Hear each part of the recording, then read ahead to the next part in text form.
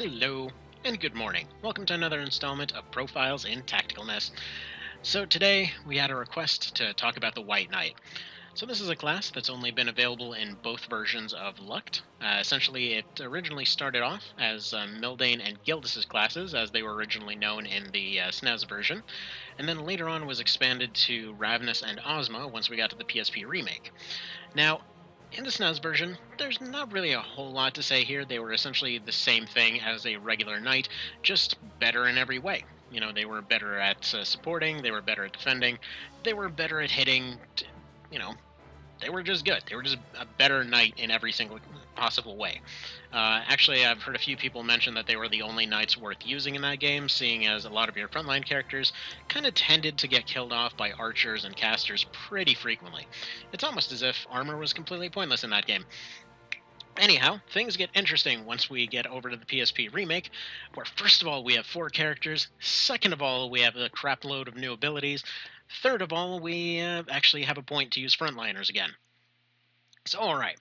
Now, later on in the game, obviously, archers and casters will still overtake almost any frontliners you can put out there, but these guys are still a pretty solid choice for the remake, simply because of a lot of their unique abilities.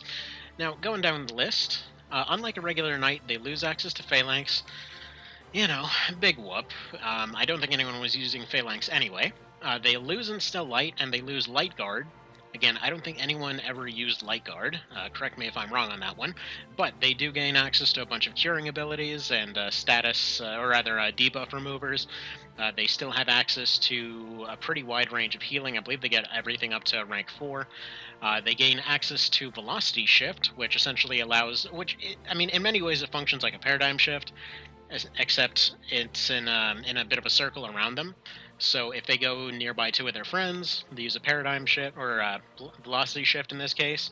It'll convert whatever TP they've accumulated up to that point, and remove that much RT from the whatever units are nearby them, essentially granting a free turn in a lot of cases.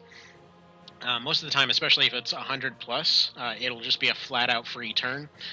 They also have Paralysis Blade, which allows them to go around and just pretty much be an absolute bastard with stun left and right, especially if you give them a spear and you use Paralysis Blade, you use to counterattack on them.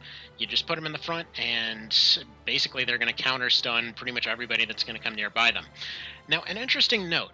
They actually function as knights a lot better than the actual knights do, not for the reasons you may think. Their defense is actually lower than the regular knight, meaning that other units will actually consider attacking them.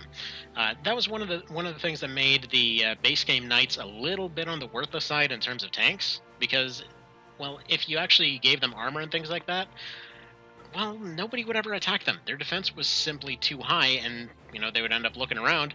They're like, I could go do 30 on that guy, I could go do 20 on that guy. Okay, that knight I'll do like 10. I'm not going to bother with that. And that basically completely threw away their whole role as tanks, because they just became a wall. Um, Now, if we talk about the White Knight, they will be more likely to get attacked than a regular Knight will, so they'll be able to throw out those counterattacks a lot more, they'll be able to throw out their heals a lot more, since the Knight is based around the whole mentality of getting most of your damage from counterattacks and kill moves, while spending the rest of the time supporting everybody else around them. Now, things like Velocity Shift are going to be a complete tide changer in a lot of cases. There are many times where I recall, I was just doing casual runs here or there, and there was a fight that was completely lost up until, just going and using one Velocity Shift, and it just completely turned the entire thing around. So, very worthwhile ability, very worthwhile class, and I think we about covered what we can cover there. So, like I said, there's 4 units that are actually able to make use of this class at this point. So we've got Murden and Gildas, and we've got Ravnus as well as Ozma. Now, with all those 4 in consideration, only 3 are actually worth considering for this particular promotion. And that's when we're going to go ahead and move over to the One Vision version here. So Ozma has her own class. She has the Knight Commander. She can become a White Knight. And honestly, I don't see any reason why anybody would ever do that. Especially in the PSP remake, if you made her into a White Knight, it was just simply a bad choice. The Knight Commander was just comically overpowered in every single conceivable way. And on top of that, quite frankly, you already have three others. You already have Ravnus, you already have Murden, you already have Gildas. If you didn't go through the absurdly long quest chain to actually get Ravnus, you still have Murden, you still have Gildas. Those two are honestly going to cover everything you're going to need for this class. Ravnus is just a bonus. Ozma, I don't think she's worth considering to change into this particular class because her abilities are just straight up better.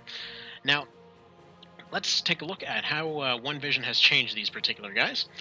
So if we go over here, let's take a quick peek at Ravnus here. Basically, I figure between the three of these, since again Ozma is right over here, she's going to stay as the Knight Commander for the time being. When we look at Gildas, he's the guy that comes in with a two-hander. He's the one that's going for all that heavy damage. So this is, as far as I can tell, the highest I can actually push his damage aside from giving him the Ogre set, which I don't believe he can actually wear. Let me double check here. Yes, he can't wear the Ogre set, so this is as high as his damage goes. So we've got the Dragon Slayer, the Dynamo Plate, Shaper's Touch, and Re-Researing brings his attack power to 902. With even a basic kill move, it's usually going to be enough to one-shot most things around him. He's preposterously strong. He's not great on defense right now, but still, preposterously strong. For Murden, I like to go with a sort of guardsman build, as it were. Just a one-handed spear, shield, some gloves, some heavy armor, and an earring. And then over here for Ravnus, she's the one that gets all the creepy fan art, so she went ahead for a crit build in a skimpy dress with a hammer, because why wouldn't you?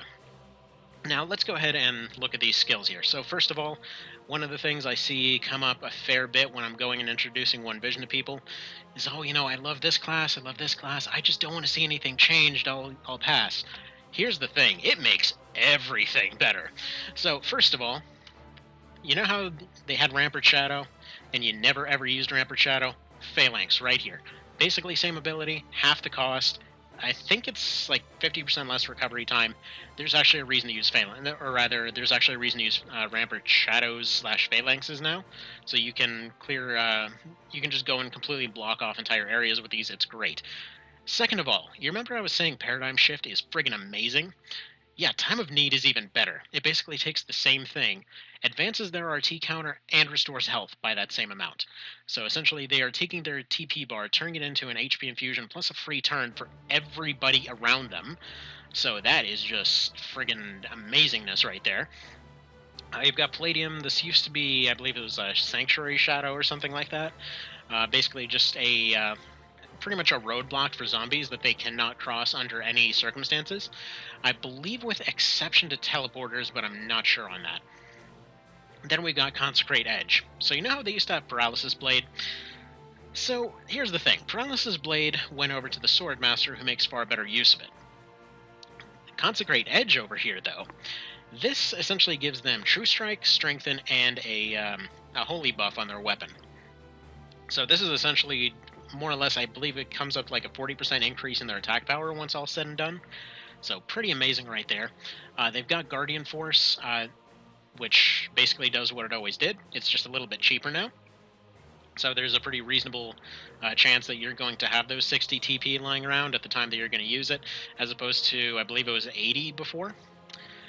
Over here, by the way, is yet another amazing ability, as if they already didn't have enough. So you've got Fervor. This is an exorcism move that also gives you haste. So, yeah, absolutely amazing as far as TP abilities go. They do take up quite a bit of space if you end up wanting to use them all, but still, these guys, they've got skills for days. Tactician, obviously you're going to want to keep that on them because they have a lot of TP moves. Absorb MP, not so much. They do gain access to casting abilities, but we'll get to that later. Max TP goes all the way up to rank 4 for these guys. They gain access to hammers, axes, and two-handed swords. They get all of the heavy variants of all of those, so they can potentially make some really good use of this. They've got Siege because they need it. Steadfast, it comes on a lot of armors later. It's honestly not that needed for these guys, but it's there if you want it. If you want to go for kind of an invasion build with Steadfast, it's a good way to go. Sanctuary 2, I would say Sanctuary 2 and Palladium is a good way to completely nullify a lot of the problems that end up coming up from Palace of the Dead. Actually, you can just go and completely block in a bunch of zombies and whatever else in an area where they just can't do anything. So that's potentially very handy. We've got Wade and Jump if you want them. Got your standard assortment of wards over here. You've got Clarity and Efficacy if you're missing any of those. You've got Bash all the way up to 3 if you want to have some knockback. You've got Counter Hit going all the way up to 3 for 100% crit, or not crit, but 100% counter. You've got Rampart Aura going all the way up to 4 in case you want to be a walking wall.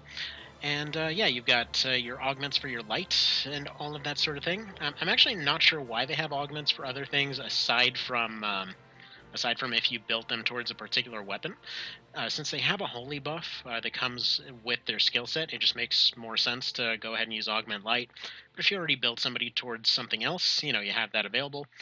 You got parry, deflect, and overpower like most classes.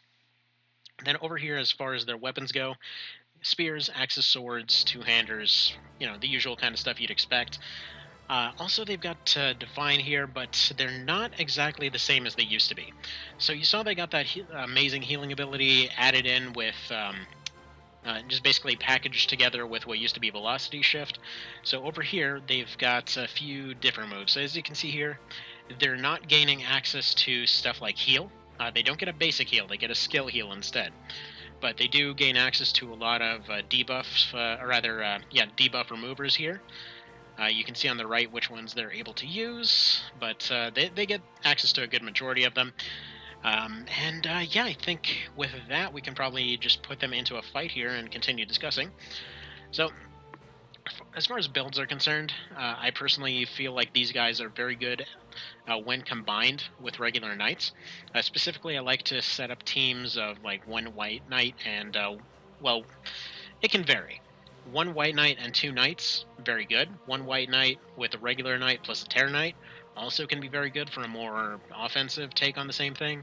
They also combine very well with TKs. Just basically anything with knight in the name, they're going to end up doing really well with. As you saw, they've got access to all heavy armors. They've got access to light and heavy shields, as well as one and two-handed variants on all of the weapons that they end up using. So two-handed spears, very strong on them. One-handed spears, very good for defense.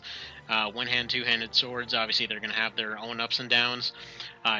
Two-handed swords, I gotta say, are really strong, especially on Gildas here.